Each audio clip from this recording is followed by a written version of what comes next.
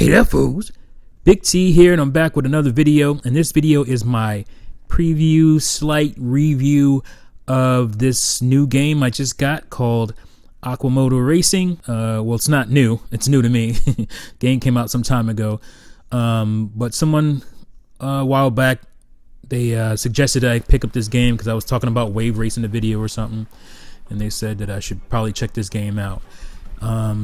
Not that it was Waverace, but it was, obviously a game that's inspired by that kind of game.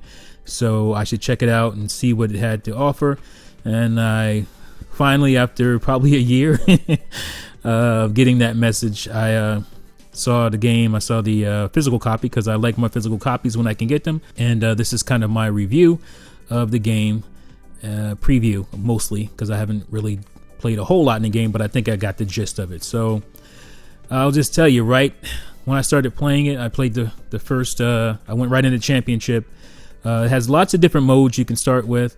You can see here, there's different championship modes, and with different skill sets, like as far as, beginner to novice to, expert and all that stuff. Not unlike, games like Waverace and whatnot. Yeah, you can customize your characters and all that good stuff. I mean, the character models and whatnot aren't the greatest, but this is a budget title. I believe it is somewhere between $10 and $15 on the eShop, and I was able to pick this game up physically for $15, so that was pretty cool. But you gotta realize it is a budget title. I believe it was either started off as a cell phone game, at least the series did, and was moved over to Switch at some point and other consoles. I think it's on PS4 and Xbox One as well. So you got to keep that in mind, that it's not gonna be that quality of game. It's not gonna be that. It is a budget title, so that should factor into how you feel about it to some degree. I will tell you, like, I got I guess the first couple of races in, maybe even 3 races in before finishing the championship, and I was ready to just lambaste this game, just go in and just destroy it in my review here. And I don't know, something clicked in me. I was like, all right, I think the main problem with me when I played this game is that I just kept comparing it to Waverace. I could not get past that, and it is a pretty unfair comparison. Waverace is a first-party Nintendo game with pretty good backing. I'm sure it had a really good developer, studio behind it. It had, I think it was NST, Nintendo Software Technology, I believe, developed the Waverace games, and that is a quality developer. They got some nice games under their belt. The company that made this is basically an indie company that I think mostly worked on cell phone games. I think they did some Wii stuff back in the day. Some of the guys worked on GameCube titles. I think that's where I lost the thread as far as the people who work for the company. I just had to stop comparing it to Waverace because I kept doing that. As far as the water physics goes, as far as even the visuals, this game is basically it's basically a HD, what should I say, HD kind of version of a Waverace type of game from the GameCube. And even that's not completely accurate, because I think some of obviously the water physics are nowhere near what the GameCube was doing back in the day.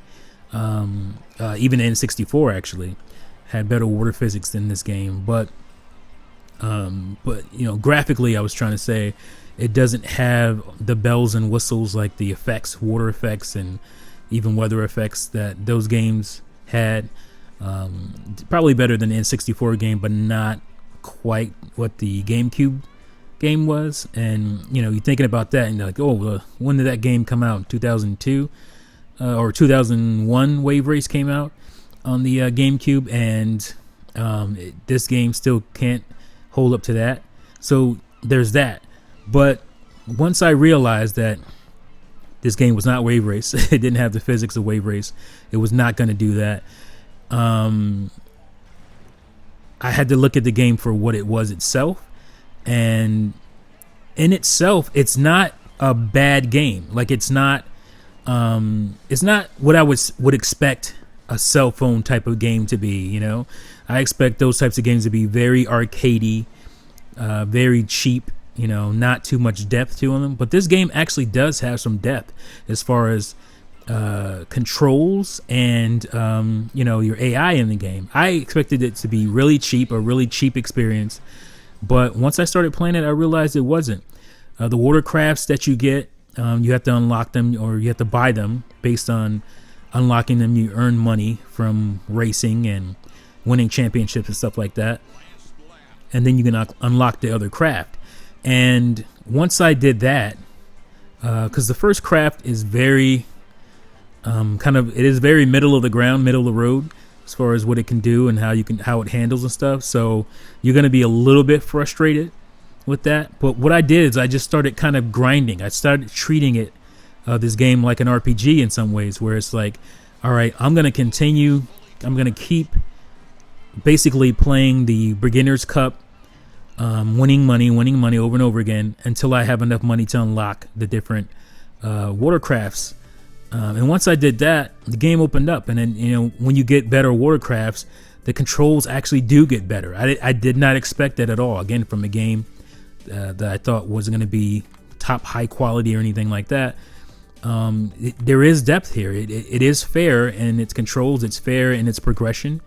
You do get better. Your craft gets better. Your controlling gets better.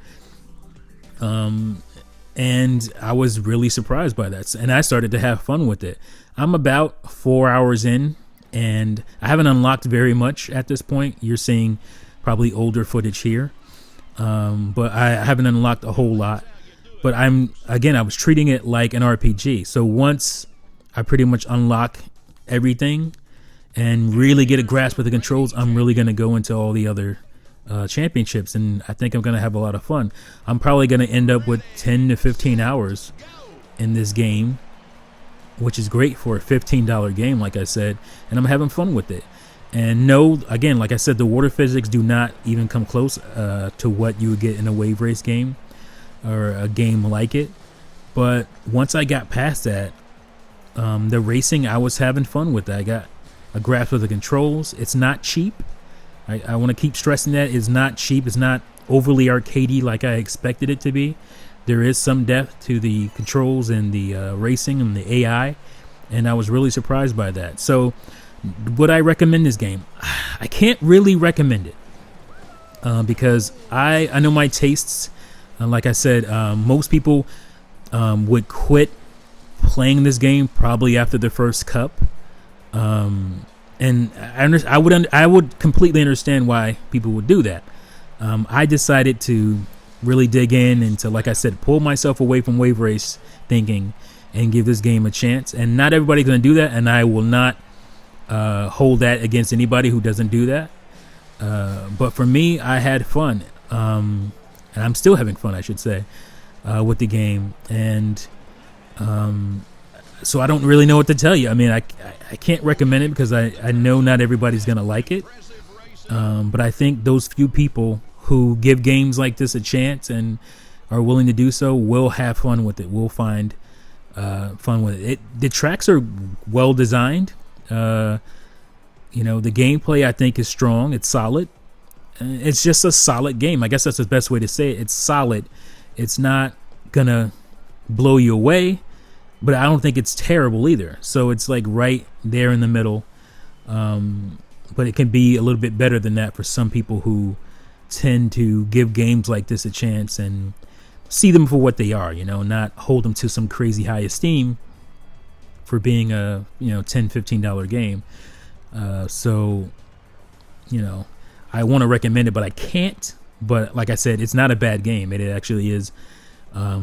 It's actually better than what I was expecting.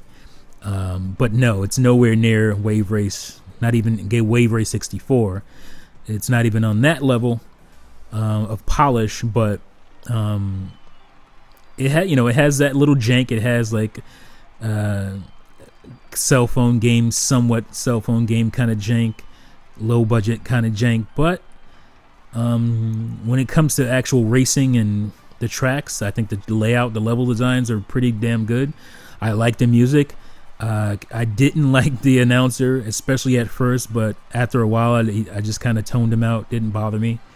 Like I said, I'm having fun. So, yeah, that's my take on the game. Let me know if you think it's something you might pick up.